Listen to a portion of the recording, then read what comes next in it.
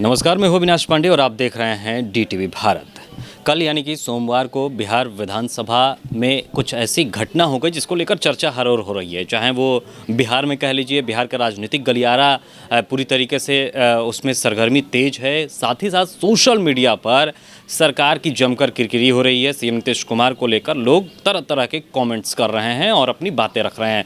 दरअसल कल जो हुआ उसकी प्रतिक्रिया आज देखने को मिली। आज विधानसभा में सुबह से विधानसभा के अध्यक्ष जो हैं विजय कुमार सिन्हा, वो नहीं पहुंचे हैं। अब इसके कई मायने निकाले जा रहे हैं। इसको कई लोग कह रहा है कि वो नाराज़ हो सकते हैं। इससे कई लोग कह रहा है कि अब बीजेपी जदयू पर प्रेशर बनाने की प्रयास में कर रही है। लेकिन सबसे बड़ा ये सवाल है कि जब इस तरीके से हो रहा था तब बीजेपी के कोई भी विधायक या कोई भी सदस्य इस पर कुछ भी बोलने से कतरा गए।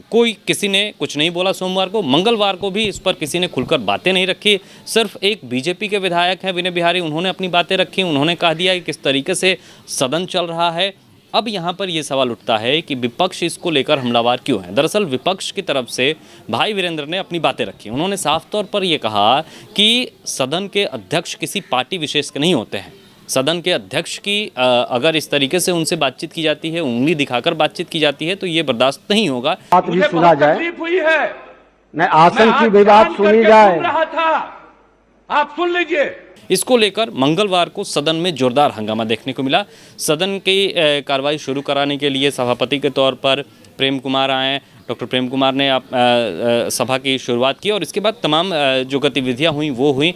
2 बार सदन को स्थगित करना पड़ा। इसके अलावा आपको बता दें कि जिस तरीके से विपक्ष लगातार सीएम नीतीश कुमार से माफ़ी मांगने की बात कर रहा है। लोकतंत्र की हत्या किया है, उनको माफ़ी मांगना चाहिए आकर सदन में। अब ये देखना होगा कि क्या वाकई में सीएम नीतीश कुमार माफ़ी मांगते हैं। इससे पहले तो ऐसा कुछ देखने को मिला नहीं है। कल एक और तस्वीर निकल कर सामने आई। कल जैसे ही सोमवार को ये घटना घटी, तो इसको अधिकार है, हाउस को अधिकार है। आप हमको जरा बताइए तो। माननीय कॉन्स्टिट्यूशन निकालिए। उसके बाद से सीएम नीतीश कुमार ने राज्यपाल फागू चौहान से भी मुलाकात कर ली। मुलाकात को बताया गया कि शिष्टाचार मुलाकात है, लेकिन अमूमन ऐसा देखा नहीं जाता है कि ऐसे घटनाक्रम हो और इसके बाद सीएम का राज्यपाल से मिलना। ये बहुत कुछ इशारा कर रहा है, क्योंकि राजनीति में यूं ही कुछ होता नहीं है। सब चीज़ के कुछ ना कुछ मायने ज़रूर होते हैं। अब ज़रा इन मायनों को समझिए। दरअसल जदयू जो है बिहार में अगर बातचीत करें तो तीसरे नंबर की पार्टी है। पहले नंबर पर आरजेडी है, दूसरे नंबर पर बीजेपी है और तीसरे नंबर पर जदयू है। फिर भी जदयू के पक्ष में यहाँ पर एनडीए में जदयू ही लीड कर रही है एक तरीके से मान लीजिए, क्योंकि जदयू के कोटे से सीएम नीतीश कुमार आते हैं, वो जदयू के हैं। तो यहाँ पर ये बातें हैं। और इसके साथ साथ एक बात यहाँ पर ये निकल कर आ रही है कि जदयू अब बीजेपी पर प्रेशर बनाने के लिए पूरी तरीके से काम कर रही है। कल इस घटनाक्रम के बाद तमाम जदयू के कई नेताओं ने सोशल मीडिया पर अपनी अपनी प्रतिक्रिया दे दी। उन्होंने सीएम नीतीश कुमार को सही बताया।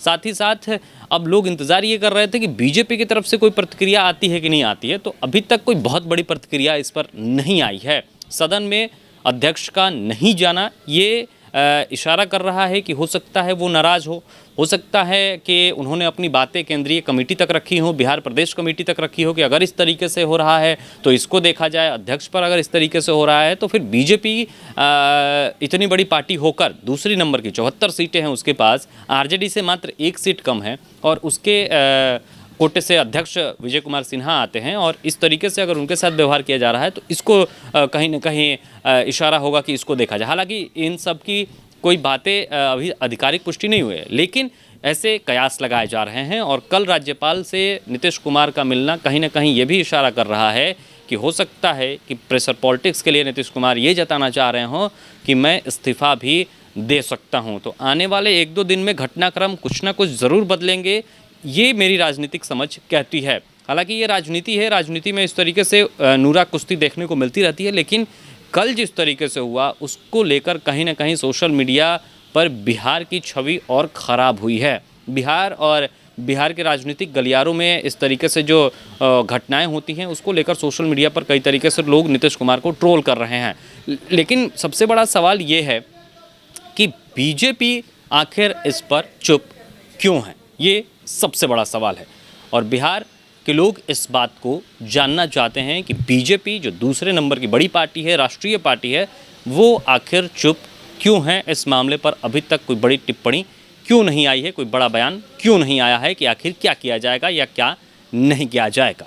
फिलहाल इस खबर में इतना है, लेकिन देश दुनिया की तमाम बड़ी खबरों से रूबरू होने के लिए, जानने के लिए देखते रहिए DTV भारत। नमस्कार।